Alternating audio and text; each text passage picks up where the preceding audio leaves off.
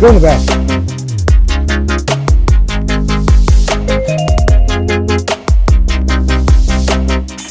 Bang, let's go, baby. Let's go, it's 2 in a row. What's going on, everybody? Welcome back to the channel.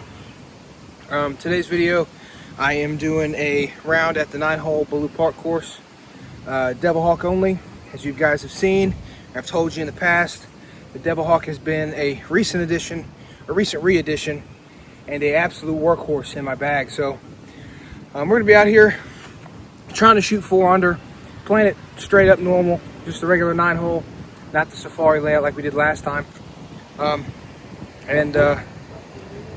let's go ahead and get into it.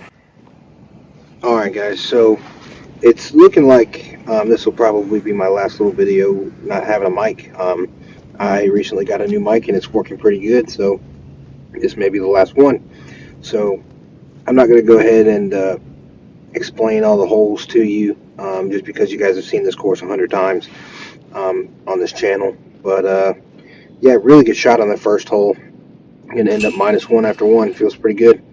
I love the Devilhawk, man. I thoroughly enjoy having this disc in my bag. That partnered with my Justice, it's just my approach game has gotten so much better. That one I kind of grip locked a little bit, but I still got down there pretty good. And I just barely missed this putt. Just barely didn't give it enough up the hill. Still be 1 under after 2, but again, like the Devilhawk has been an absolute staple in my bag. I've loved every second of it. It has really changed my approach game for the better. I'm still kind of trying to figure out what I want to put in place of the Berg, because I'm finding myself picking up the Devilhawk instead of the Berg. I've thought about trying the Stego, so that may be a video you guys see here in the future, in the near future. But this hole, you guys know this hole. This is my nemesis hole. It's very rare that I get a good drive on this hole, and I actually ended up pretty good, about 20 feet away. And I put a really good putt on it. I don't hate putting with the Devilhawk either. It's actually surprisingly a pretty decent putter. If I had a sure grip one or a racer one, I might, make it my putter full time. So yeah, we just have to see. This is, I don't know if you guys saw the last hole, but I had a bag of candy in my hand. My blood sugar started dropping, and instead of waiting, I went ahead and played this hole, and yeah, just not a good drive. Second shot is not going to be that great either.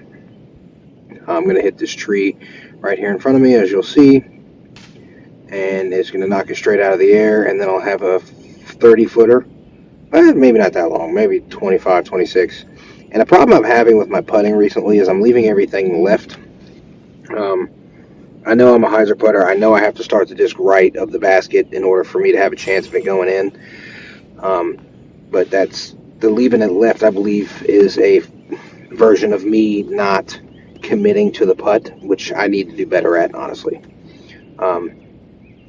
This hole I'm not usually very good at, just because it requires a almost perfect forehand flex with little to no fade out at the end.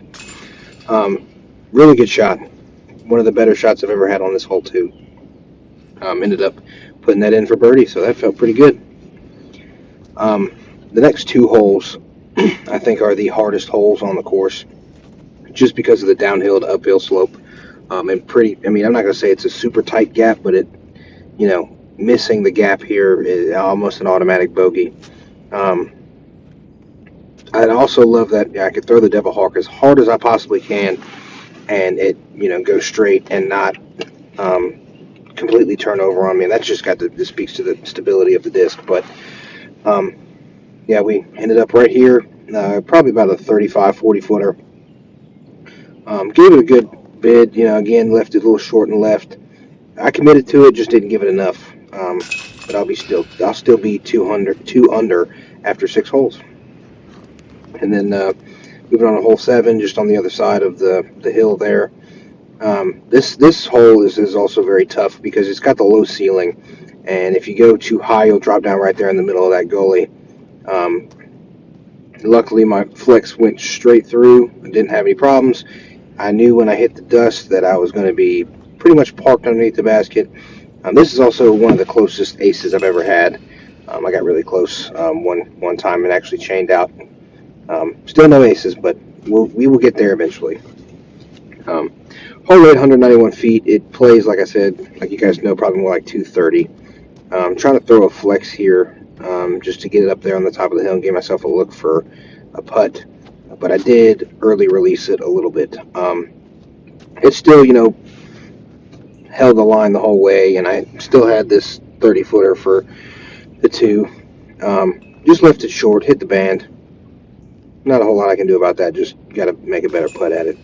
I'll still be -3 though, which is right at my course record. Out here, the best I've ever shot. So, 168-foot par 3. I love this hole because if I throw it correctly, it's a really good ace run, a really fun ace run. It's a lot easier in the wintertime when there's not these leaves on these branches.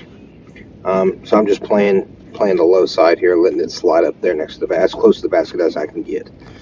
And I cannot tell you how many times I've landed 30 feet back from this tree and had to lay up because the ceiling is so low.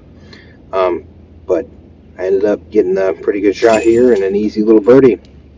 That'll be 4 under, hit my goal, and the best round I've ever shot out here. So, all right, guys, that's gonna do it for today's video. Let me know if you like that. I'm pretty sure I shot 4 under, which is my personal best out here. Might make that into a series. Overstable approach putters, like the Pig or Distortion, something like that. Might make it a series to see what this guy can shoot a perfect round out here. Yeah, I think that'd be pretty fun. Let me know, guys.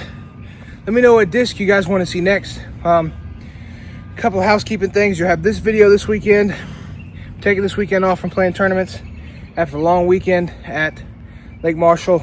Exhausted. That's why I just came out here and did this today. Next weekend you'll have something else. And then the following weekend after that, you'll have my NADGT qualifier, which I'm looking to get payback from last season. It's my only DNF for the whole year last year, and it was at the NADGT qualifier. So hopefully I can qualify, finish the round this time, and qualify for the national tournament. That would be great. Love to make a trip to Texas. But anyway, guys, yep, that's going to do it. Thank you so much for watching, and we'll see you next Friday.